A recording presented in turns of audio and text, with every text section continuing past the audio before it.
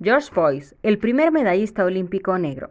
Hola, soy Lorena de León y si aún no te has suscrito a este canal, te invito a que lo hagas y te motivo a que busques a Dios ahora que aún es tiempo.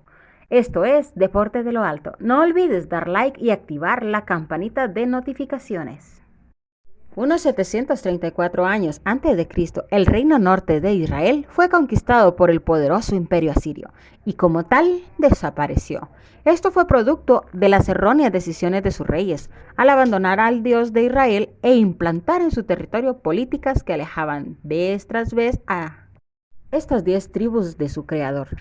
Pese a que Dios a través de sus profetas los llamaba al arrepentimiento, les ofrecía su amistad y procuraba revitalizar la relación que tenían con ellos, el pueblo no quiso y Dios optó por abandonarlos también. El rey Artajerjes, al conquistar este territorio, cuya capital era Samaria, llevó cautivos a la mayoría de sus habitantes. La dinámica de los asirios para los territorios conquistados era llevar pobladores de otras regiones para habitar esa nueva tierra conquistada. Esto tenía por objetivo eliminar focos de resistencia y obligar a sus habitantes a olvidar sus orígenes, sus tradiciones, sus lenguas maternas y todo lo relacionado con su propia identidad patria. De esa cuenta, los israelitas del norte dejaron de ser hebreos puros, pues al cruzarse estas personas provenientes de diferentes naciones con los pocos israelitas que quedaron viviendo en esta región, surgieron los samaritanos, hebreos mixtos que adoptaron creencias y tradiciones de muchos territorios súbditos de Asiria y que creían en Jehová, pero solo como uno más de entre su amplia gama de dioses. A razón de esto, los judíos, los israelitas del sur, quienes eran descendientes puros de Abraham, se sentían superiores a los samaritanos, lo cual inició una enemistad que dura incluso en tiempo de Jesucristo. Las Olimpiadas de San Luis en 1904 son conocidas a la fecha como la primera Olimpiada donde se entregaron medallas de oro, plata y bronce, y también entre otras cosas por ser las Olimpiadas de la Vergüenza. Esto debido a que paralelamente a los Juegos Olímpicos se desarrollaron las jornadas del Día Antropológico.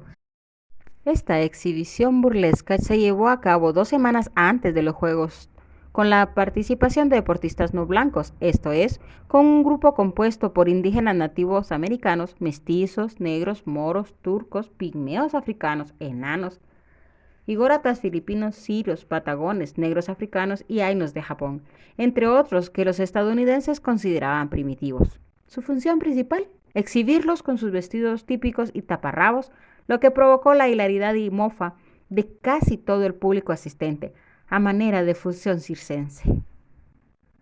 De casi todo el público asistente a manera de función circense. Con sobrada razón, al día de hoy se conocen como los juegos más discriminatorios y racistas que han existido. La afrenta fue de tal magnitud que el padre de las Olimpiadas, el barón Pierre de Coubertin, se negó a ser parte de un evento en el que los americanos pretendían demostrar su superioridad. Pero a manera de justicia divina, en estas Olimpiadas surgió el primer medallista afroamericano. Se trata de George Coleman Boyce, miembro del equipo estadounidense de atletismo que participó en los 400 metros con vallas y aunque no ganó el oro, llegó en tercer lugar, hoy es reconocido como el primer medallista olímpico de etnia afro, situación que tuvo que incomodar a más de uno de los organizadores al tener que premiar a alguien que creían inferior. Sabias palabras del barón de Coubertin, cuando indignado dejó claro su dolor ante tales acontecimientos que demostraban la crueldad y la ofensa de parte de un país que disfrutaba ante tan lamentables exhibiciones.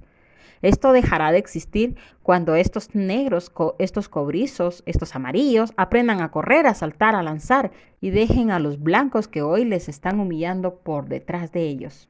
Situación bien ejemplificada al tomar en cuenta que en la maratón de estos Juegos Olímpicos participaron los primeros atletas africanos, siendo ellos Letau y Yamanasi de la tribu Kafir, originarios de Sudáfrica, quienes estando en la Exposición Universal de San Luis como parte del Día Antropológico, decidieron formar parte del banderazo de salida de la maratón y aunque no fueron parte del podio, fueron solo el preámbulo de quienes iban a dominar las maratones internacionales durante tanto tiempo en la actualidad. Pero tristemente la discriminación y el racismo siempre han existido, y en tiempos bíblicos no había diferencia. Para los judíos, los samaritanos eran vistos como seres inferiores, como una raza peor incluso que los gentiles, a quienes preferían no hablar y ni siquiera caminar por su territorio. De Judea a Galilea, atravesando Samaria, en tiempo de Cristo habían 3 días de camino. En cierta ocasión el maestro tenía planeado una visita a la ciudad prohibida para los judíos. Sus discípulos, creyendo que iban camino de Galilea, hicieron planes para un viaje de 6 días, pues con tal de no pisar Samaria bordeaban esta tierra prohibida, aunque esto les provocara 3 días más de viaje y sus respectivas incomodidades. Todo con tal de no juntarse con esa chusma. Pero el maestro pensaba diferente. Él vino también por las ovejas del otro redil, y no tenía ningún inconveniente en pasar por Samaria. De hecho, ese era su objetivo. Así pues, como donde manda capitán no manda marinero, hicieron viaje con rumbo a Samaria. Jesucristo tomó el tiempo suficiente para cambiarle la vida a una samaritana que llegaba a traer agua al mediodía. Convivió con sus habitantes y aceptó la invitación de los pobladores de Sicar a quedarse 2 días, llevando consigo las buenas nuevas y cambiando la vida de todos aquellos que lo recibieron, aunque fueran samaritanos. Pero todas las personas tienen derecho a equivocarse y enmendar su forma de actuar. De esa cuenta, los 12 discípulos también a regañadientes convivieron con estos samaritanos y se quedaron entre ellos durante esos 2 días, en donde pudieron comprender que Dios no hace acepción de personas y para Él no existen razas. Todos tenemos el mismo valor ante Él, por el solo hecho de ser creados a imagen y semejanza del Padre.